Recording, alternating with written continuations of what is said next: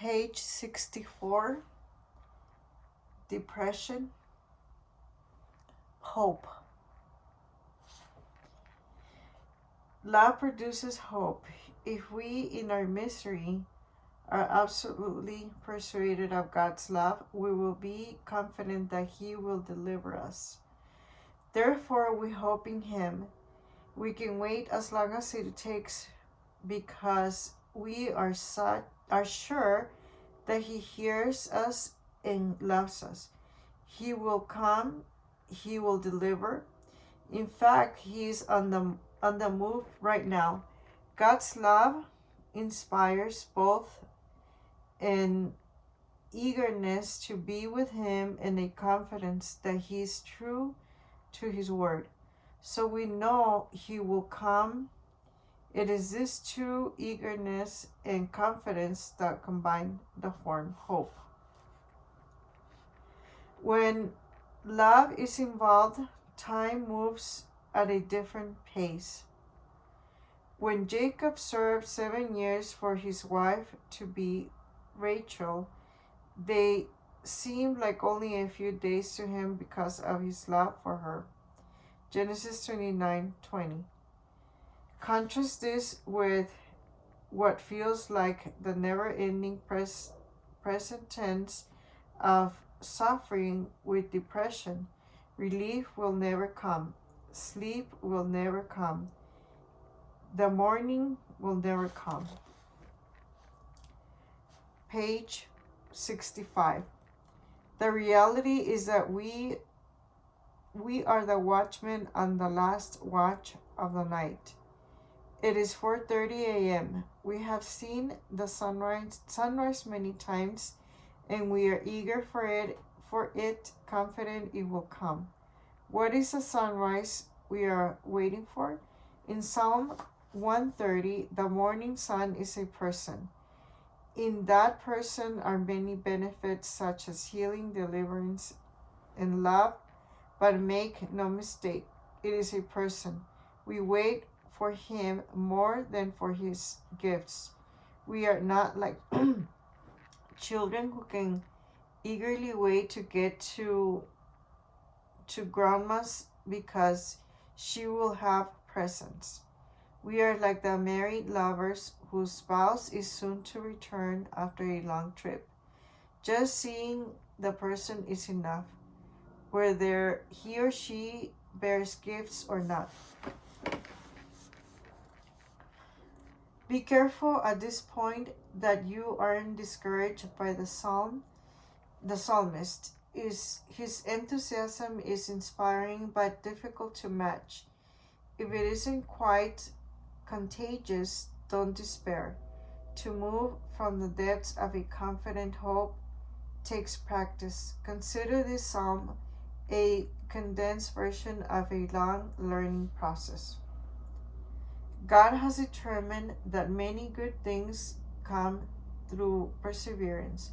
Look around and see how you have had to keep working at something before you learned it. Sports, hobbies, vocations, even relationships. They all follow the same pattern. So don't expect hope to happen immediately.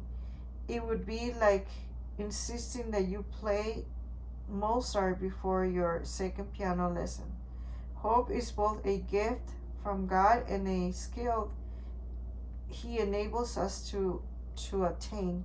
The point is that you can have the psalmist hope.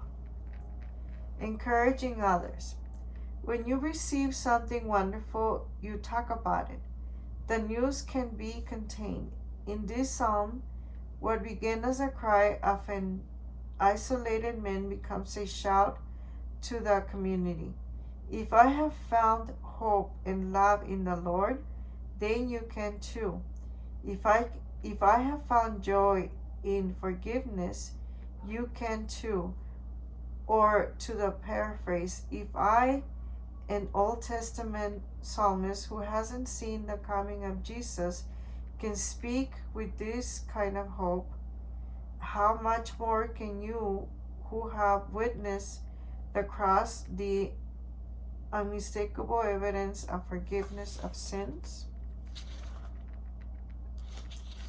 Page 66. Granted, this may still seem like an impossible dream, but remember that God Himself is giving you this psalm. He's rewriting your story.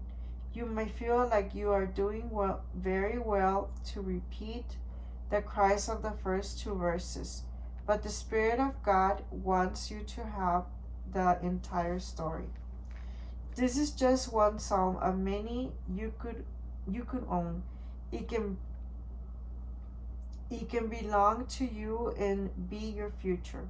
Think about it. You feel like you have no purpose. Think of what it would be like to be an ambassador of hope to hopeless people. Those who have struggled with depression are especially credible because of their suffering. Their hope is tried and genuine. When you speak hope to another, it is persuasive and attractive. Response. Sometimes you have to force feed yourself. You aren't hungry, you don't want to eat, but you know you must. Now is a time to force feed. Your spiritual health depends on it. You are not accustomed to doing something without feeling like doing it. If you have tried it, no doubt it feels odd and mechanical. It does not feel very human because we are so accustomed to being mobilized by our passion. But be assured that this is very human. When animals have instincts, their version of feelings, they are slaves to them. You, however, can override your instincts. You can act out of wisdom and faith. If this psalm suits you, stick with it, highlight it, reread it, speak about it. It will take practice to make it your own. What is your plan for remembering?